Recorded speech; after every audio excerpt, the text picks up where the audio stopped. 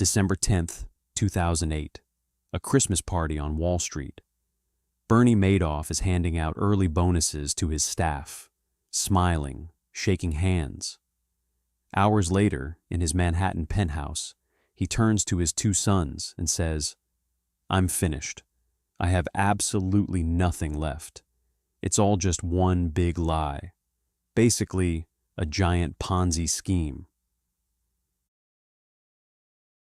The next morning, the FBI knocks on his door. What they uncover will become the largest financial fraud in human history. $65 billion, 37,000 victims, 136 countries, all destroyed by one man's lie. To understand how this happened, you need to understand who Bernie Madoff was before the fall. Because the most terrifying part of this story isn't the fraud itself. It's how much everyone trusted the man behind it. Bernard Lawrence Madoff was born on April 29th, 1938, in Queens, New York, to a family of Jewish immigrants. In 1960, he founded a brokerage firm with $5,000 he'd saved working as a lifeguard on Long Island.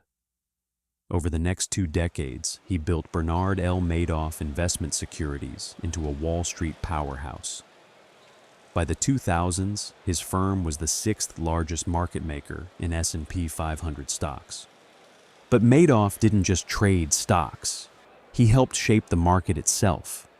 He served as chairman of the Nasdaq Stock Exchange. He sat on advisory committees for the Securities and Exchange Commission, the very agency that was supposed to be watching him. His reputation was so strong, especially within the Jewish community, that people called him the Jewish Bond, a reference so loaded it now reads like a dark joke. He donated lavishly to charities. He sat on the boards of universities and cultural institutions. He owned a penthouse in Manhattan, a mansion in Palm Beach, a villa on the French Riviera, and 3 yachts. He moved through the most powerful circles in American finance.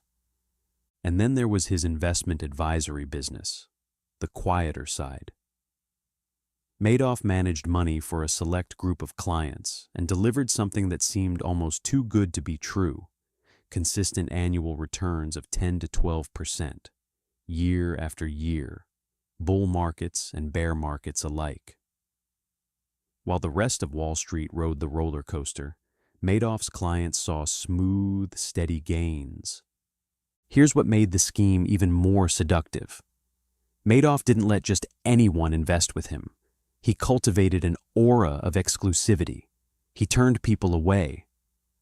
Nobel Peace Prize winner Elie Wiesel was told by a friend, "It's true. You are not rich enough." But Madoff made an exception. Getting into his fund felt like being accepted into the most exclusive club in finance. People didn't question the returns. They felt lucky to receive them.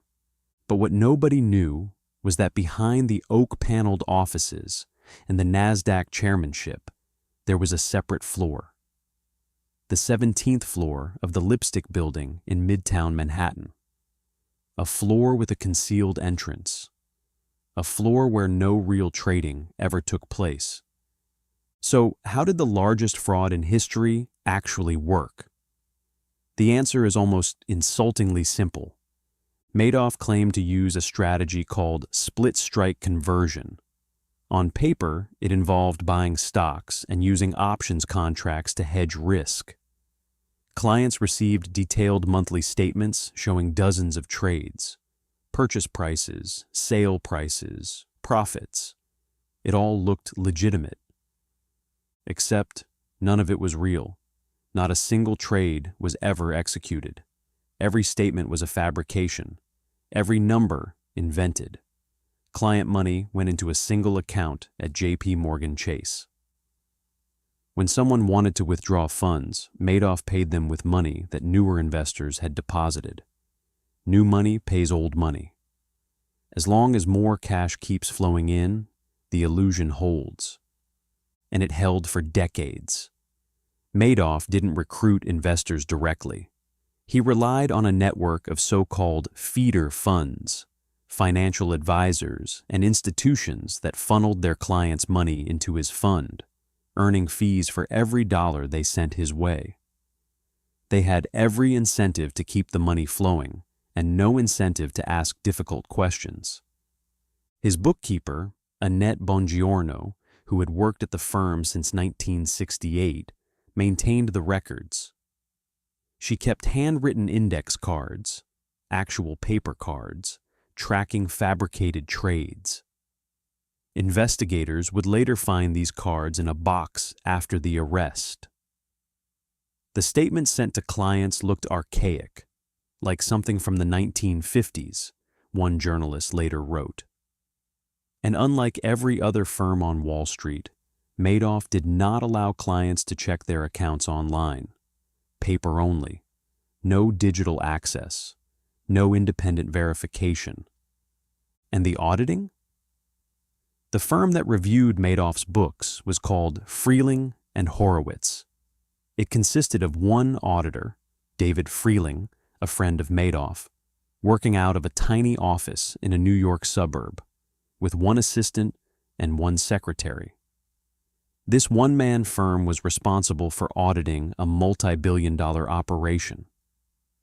The American Institute of Certified Public Accountants had known since 1993 that Freeling wasn't conducting real audits. No one acted on it. Now, imagine you're an investor. You've worked your entire life. A trusted advisor tells you about a fund with a legendary track record. The man used to chair the NASDAQ. Steady returns, low risk. You hand over your savings.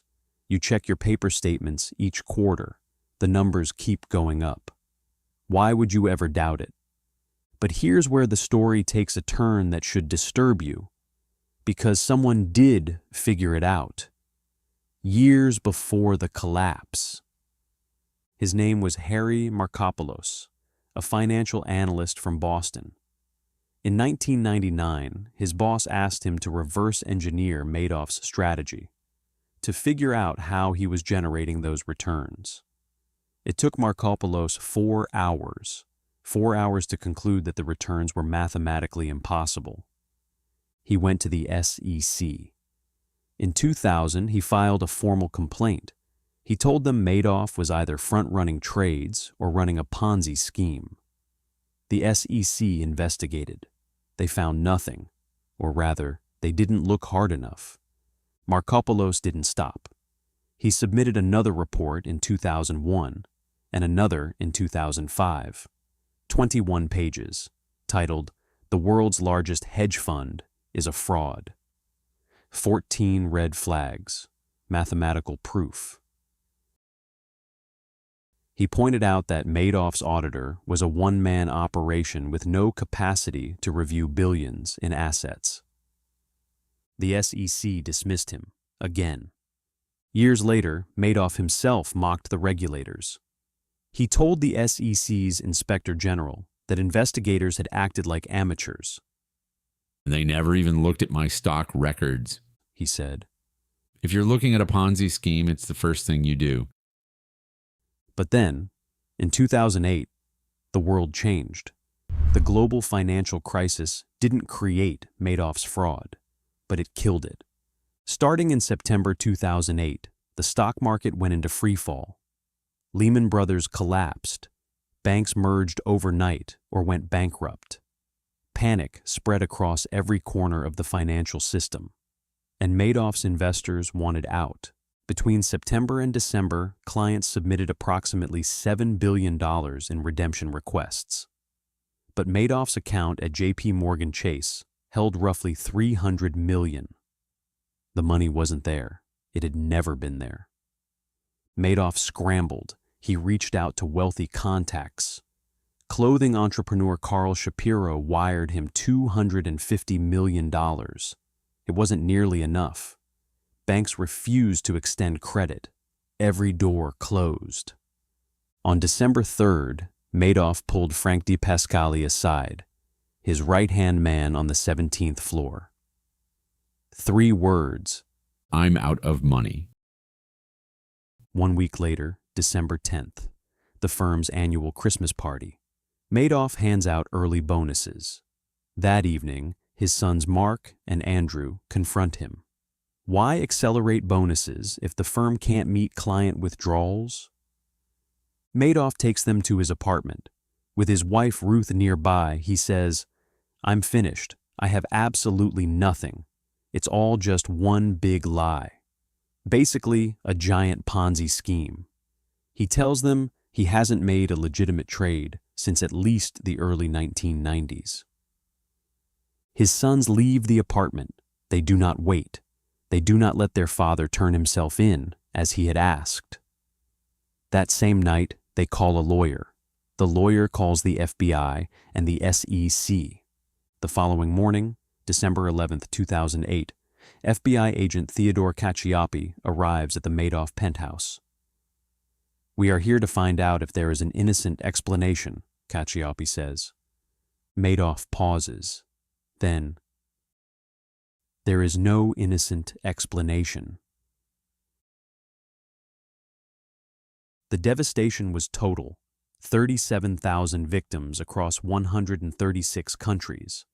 Actual cash losses totaled approximately $18 billion. The $65 billion figure included decades of fictional profits that never existed. The victims weren't just numbers. Elie Wiesel, Holocaust survivor, Nobel Peace Prize winner, lost his entire life savings. His foundation lost $15.2 million. 40 years of work, his books, his lectures, his university salary, gone overnight. "We looked at each other," Wiesel later told Oprah, "and our reaction was, we have seen worse." He had survived Auschwitz.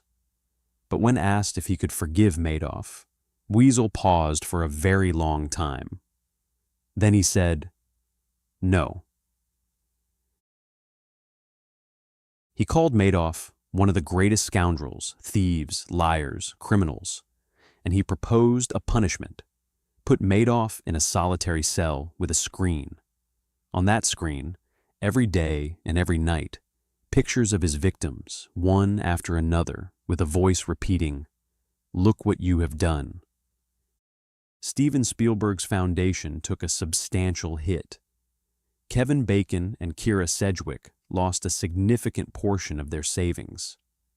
Actress Zsa Zsa Gabor lost between $7 and $10 million. Charitable foundations that had entrusted their entire endowments to Madoff shut down overnight. 2 investors took their own lives. On March 12, 2009, Madoff pleaded guilty to 11 federal felonies. On June 29th, Judge Denny Chin sentenced him to 150 years, the maximum allowed. His son Mark hanged himself on December 11th, 2010, exactly 2 years to the day after his father's arrest. Andrew died of cancer in 2014 at age 48. His brother Peter received 10 years.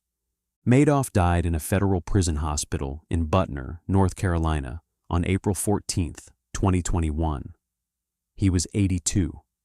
A request for compassionate release, citing terminal kidney failure, had been denied. As of today, trustee Irving Picard has recovered over $10 billion. Some victims received a portion of their money back. Many never will. What makes the Madoff case so unsettling isn't just the scale, it's the simplicity. No complex financial engineering, no sophisticated technology, just one man, a locked floor, handwritten index cards, and a willingness to look people in the eye and lie for 20 years. The SEC received warnings for nearly a decade and failed to act. Thousands of investors trusted a name instead of verifying the numbers. A one-man accounting firm signed off on billions. As Elie Wiesel said, "The problem is when the imagination of the criminal precedes that of the innocent." If this story stayed with you, subscribe to Chronicles of Deceit. The next story involves $4.5 billion, a woman who vanished, and an entire country that still wants answers.